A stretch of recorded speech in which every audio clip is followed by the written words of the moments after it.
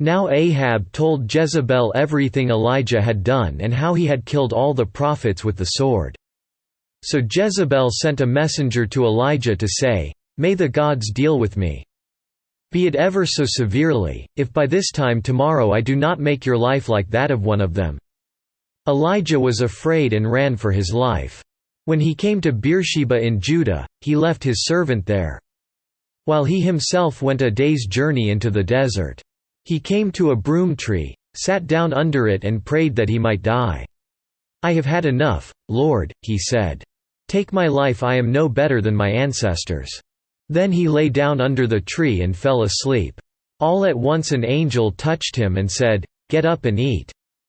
He looked around, and there by his head was a cake of bread baked over hot coals and a jar of water.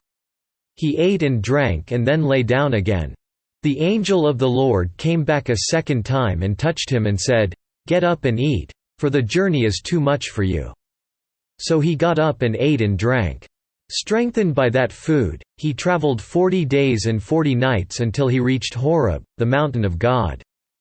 There he went into a cave and spent the night. And the word of the Lord came to him, "What are you doing here, Elijah?" He replied, "I have been very zealous for the Lord God Almighty. The Israelites have rejected your covenant, broken down your altars, and put your prophets to death with the sword. I am the only one left, and now they are trying to kill me too." The Lord said, "Go out and stand on the mountain in the presence of the Lord, for the Lord is about to pass by." Then a great and powerful wind tore the mountains apart and shattered the rocks before the Lord, but the Lord was not in the wind. After the wind there was an earthquake, but the Lord was not in the earthquake. After the earthquake came a fire, but the Lord was not in the fire. And after the fire came a gentle whisper. When Elijah heard it, he pulled his cloak over his face and went out and stood at the mouth of the cave. Then a voice said to him, "What are you doing here, Elijah?" He replied, "I have been very zealous for the Lord God Almighty.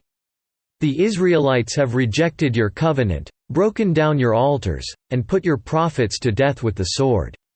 I am the only one left, and now they are trying to kill me too." The Lord said to him, "Go back the way you came, and go to the desert of Damascus. When you get there, anoint Hazael king over Aram.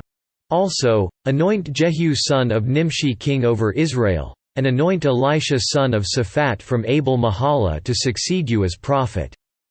Jehu will put to death any who escape the sword of Hazael, and Elisha will put to death any who escape the sword of Jehu.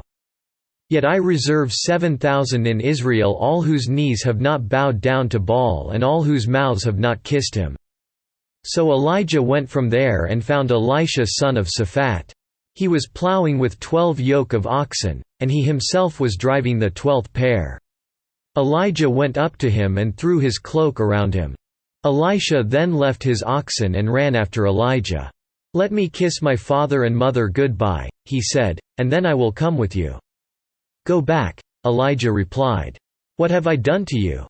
So Elisha left him and went back. He took his yoke of oxen and slaughtered them. He burned the plowing equipment to cook the meat and gave it to the people, and they ate. Then he set out to follow Elijah and became his attendant.